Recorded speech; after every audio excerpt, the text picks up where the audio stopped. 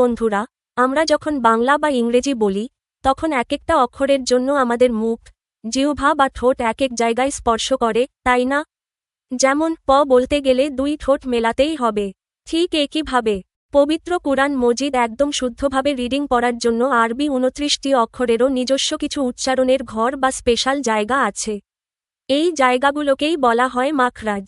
আজ আমরা আমাদের বইয়ের ৪৮ নম্বর পৃষ্ঠা খুলে ঠিক জাদুর মতো করে দেখে নেব মুখের কোন ৫টি এলাকা থেকে এই ১৭টি মাখরাজ বা উচ্চারণের স্থান তৈরি হয়েছে। আজকের পর থেকে আরবি পড়তে গেলে তোমাদের আর কোনো অক্ষরের উচ্চারণ ভুল হবে না, আর কোনো গাইড বইও লাগবে না। চলো বইয়ের পাতায় চোখ রাখি আর মনোযোগ দিয়ে শুনি। পাঠ ৪, মাখরাজ।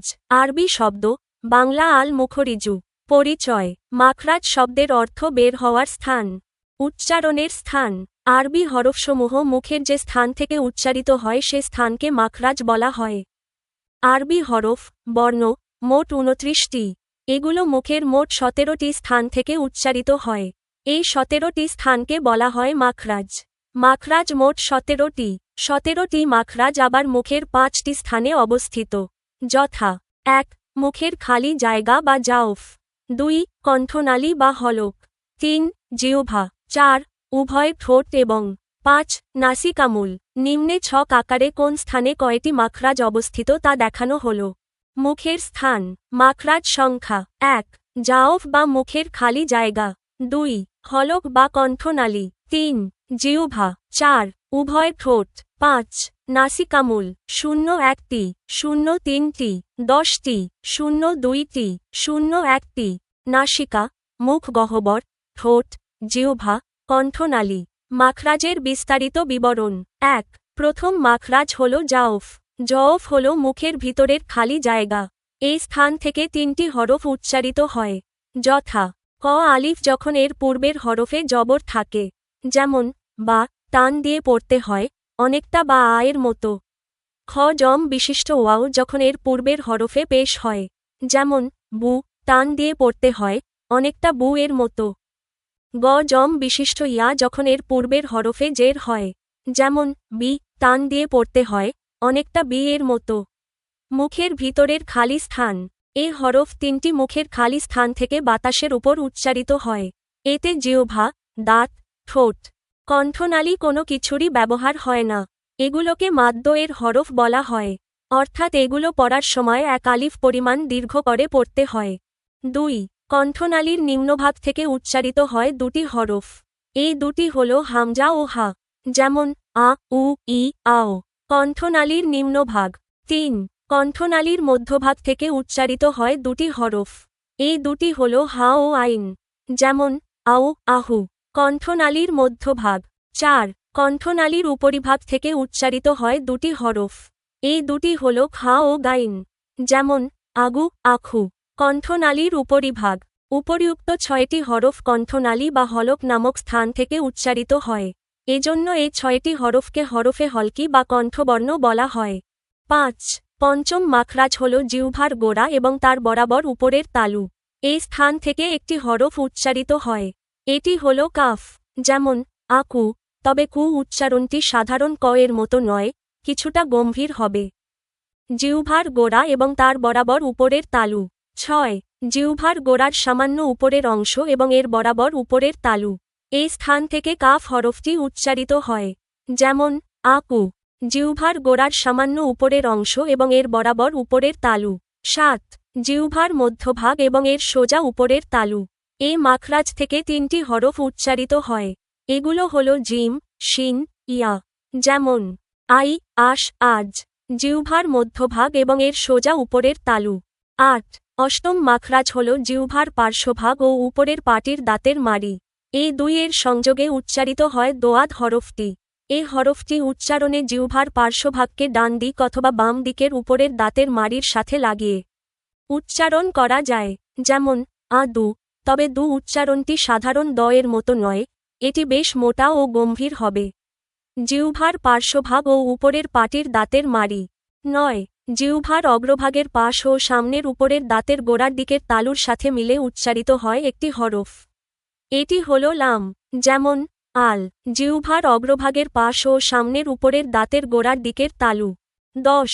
জিহ্বার অগ্রভাগ ও তার বরাবর উপরের তালু। এ মাখরাজ থেকে উচ্চারিত হয় নুন হরফ। যেমন আনো, জিহ্বার অগ্রভাগ ও তার বরাবর উপরের তালু। 11. জিহ্বার অগ্রভাগের পিঠ এবং সোজা উপরের তালু। এখান থেকে উচ্চারিত হয় রা। যেমন আর বা অ্যার, জিহ্বার অগ্রভাগের পিঠ এবং সোজা উপরের তালু। 12.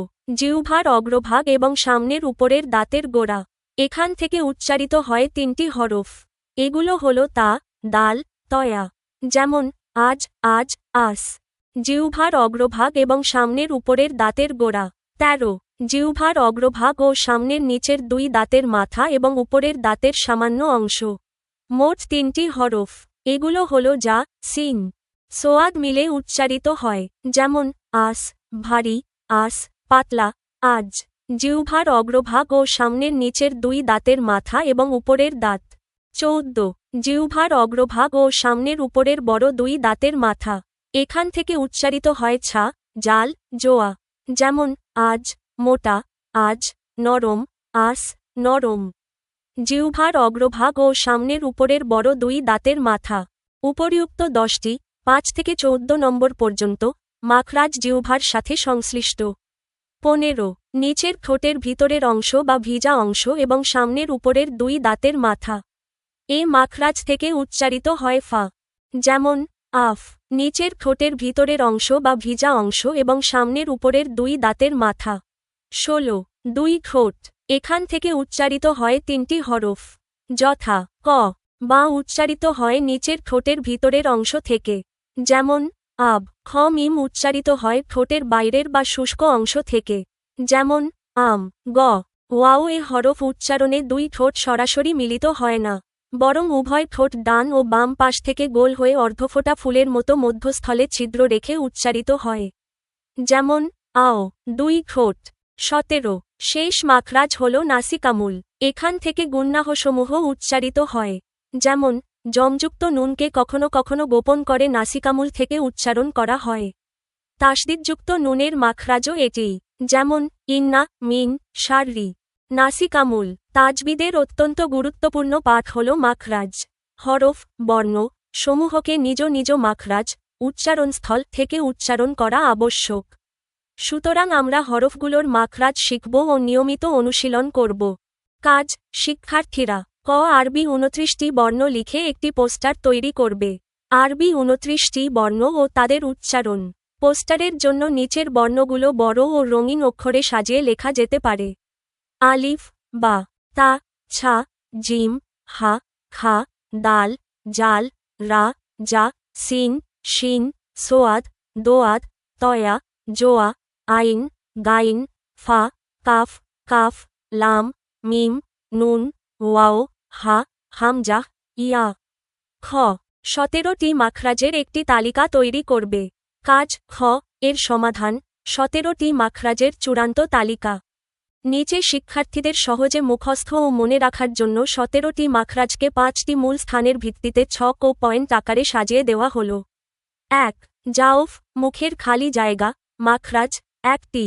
প্রথম মাখরাজ, মুখের ভেতরের খালি জায়গা। এখান থেকে মাক্স, টান, এর 3টি হরফ বাতাসের ওপর উচ্চারিত হয়।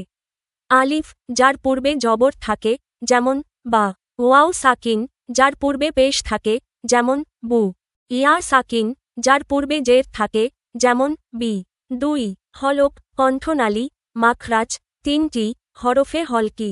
দ্বিতীয় মাখরাজ, কণ্ঠনালীর নিম্নভাগ। এখান থেকে উচ্চারিত হয় 2টি হরফ, হামজা ও হা।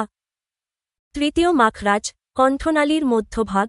এখান থেকে উচ্চারিত হয় 2টি হরফ, আইন ও হা। চতুর্থ মাখরাজ, কণ্ঠনালীর উপরিভাগ। এখান থেকে উচ্চারিত হয় 2টি হরফ, গাইন ও খা। 3. জিহ্বা, মাখরাজ 10টি। পঞ্চম মাখরাজ, জিহ্বার গোড়া এবং তার বরাবর উপরের তালু। হরফ, কাফ। গম্ভীর উচ্চারণ। ষষ্ঠ মাখরাজ, জিহ্বার গোড়ার সামান্য উপরের অংশ এবং তার বরাবর উপরের তালু। হরফ, কাফ। সপ্তম মাখরাজ, জিহ্বার মধ্যভাগ এবং তার সোজা উপরের তালু। হরফ 3টি, জিম, শিন, ইয়া। অষ্টম মাখরাজ জিহ্বার পার্শ্বভাগ, ডান বা বাম, এবং উপরের পাটির দাঁতের মাড়ি। হরফ দোয়াত মোটা ও গম্ভীর। নবম মাখরাজ জিহ্বার অগ্রভাগের পাশ এবং সামনের উপরের দাঁতের গোড়ার দিকের তালু। হরফ লাম। দশম মাখরাজ জিহ্বার অগ্রভাগ এবং তার বরাবর উপরের তালু। হরফ নুন। 11তম মাখরাজ জিহ্বার অগ্রভাগের পিঠ এবং সোজা উপরের তালু। হরফ রা। 12তম মাখরাজ জিহ্বার অগ্রভাগ এবং সামনের উপরের দাঁতের গোড়া। হরফ তিনটি তা, দাল, তয়া। 13তম মাখরাজ জিহ্বার অগ্রভাগ, সামনের নিচের দুই দাঁতের মাথা এবং উপরের দাঁতের সামান্য অংশ। হরফ তিনটি যা, সিন, সোয়াদ। 14তম মাখরাজ জিহ্বার অগ্রভাগ এবং সামনের উপরের বড় দুই দাঁতের মাথা। হরফ তিনটি ছা, জাল, জোয়া। 4 উভয় ঠোঁট মাখরাজ দুইটি। 15তম মাখরাজ নিচের ঠোঁটের ভেতরের ভিজা অংশ এবং সামনের উপরের দুই দাঁতের মাথা। হরফ ফা। 16তম মাখরাজ দুই ঠোঁট, তিনটি হরফ তিন নিয়মে উচ্চারিত হয়। বা ঠোঁটের ভেতরের অংশ থেকে। মিম ঠোঁটের বাইরের শুষ্ক অংশ থেকে। ওয়াও দুই ঠোঁট গোল করে মধ্যস্থলে ছিদ্র রেখে। 5 নাসিকামুল মাখরাজ একটি। 17তম মাখরাজ নাসিকামুল নাকের বাসি। এখান থেকে গুন্নাহ যেমন তাসদিদযুক্ত বা জমযুক্ত নুনের উচ্চারিত হয়। যেমন ইন্না। নতুন শব্দ পরিচয়। লাওহি মাহফুজ সংরক্ষিত ফলক। হিদায়াত দিকনির্দেশনা, সত্য দিনের প্রতি দিকনির্দেশনা প্রদান। হরফ বর্ণ নুক্তা আরবি বর্ণসমূহের উপরে, নিচে বা মধ্যে ব্যবহৃত বিন্দু বা ফোঁটাকে নুক্তা বলে। যেমন নুন বা তা। হরকত জবর, জের, পেশকে হরকত বলে। আয়াত আল কুরআনের এক একটি বাক্যকে বলা হয় আয়াত। জিবরাইল আলাইহি ওয়াসালাম প্রধান ফেরেশতাগণের একজন। তিনি আল্লাহ তায়ালার বাণী নিয়ে নবী রাসূলগণের নিকট আসতেন। মুজিজা অলৌকিক ঘটনা বা বস্তু। নবী রাসূলগণের দ্বারা প্রকাশিত অলৌকিক ঘটনা ও বস্তুকে মুজিজা বলা হয়। নাজিল অবতীর্ণ। কালাম বাণী। সাহাবা হজরত মুহাম্মদ সাল্লাল্লাহু আলাইহি তাআলা ওয়াসালাম এর সাথীগণ, যারা মহানবী সাল্লাল্লাহু আলাইহি তাআলা ওয়াসালামকে ঈমানসহ দেখেছেন এবং ঈমানের সাথে মৃত্যুবরণ করেছেন, তারা হলেন সাহাবা। নফল ঐচ্ছিক, ফরজের অতিরিক্ত, জায়েজ বৈধ, অবৈধের বিপরীত। তাহলে চমৎকারভাবে আমরা শিখে গেলাম যে জাওফ হলক, জিহ্বা, ঠোঁট আর নাসিকামুল এই 5টি মূল এলাকার ভেতরেই লুকিয়ে আছে 17টি মাখরাজ। কোন অক্ষরটা পাতলা হবে আর কোনটা গম্ভীর বা মোটা হবে তা এখন আমাদের কাছে একদম পরিষ্কার। তাজবিদের এই নিয়মগুলো যত বেশি আমরা মুখে মুখে প্র্যাকটিস করব, আমাদের কুরআন তিলাওয়াত তত বেশি সুন্দর আর নিখুঁত হবে। তোমাদের জন্য একটি ছোট্ট বাড়ির কাজ। তোমরা নিজ দায়িত্বে আরবি 29টি বর্ণ সুন্দর করে রঙিন করে আর্ট পেপারে লিখে একটি পোস্টার বানাবে এবং এই 17টি মাখরাজের তালিকাটি নিজেরা একবার তৈরি করে ফেলবে। আমাদের এই ক্লাসটি যদি তোমাদের ভালো লেগে থাকে এবং তোমরা বিন্দুমাত্র উপকৃত হও, তবে চট করে চ্যানেলটি সাবস্ক্রাইব করে নাও। ভিডিওটি তোমার বন্ধুদের সাথে শেয়ার করে দাও যাতে তারাও কোনো গাইড বই ছাড়াই আনন্দের সাথে ঘরে বসে শিখতে পারে। তোমাদের কোনো প্রশ্ন থাকলে বা কোনো ভুলত্রুটি চোখে পড়লে অবশ্যই নিচে কমেন্ট করে জানাবে। দেখা হচ্ছে পরবর্তী ক্লাসে। ধন্যবাদ।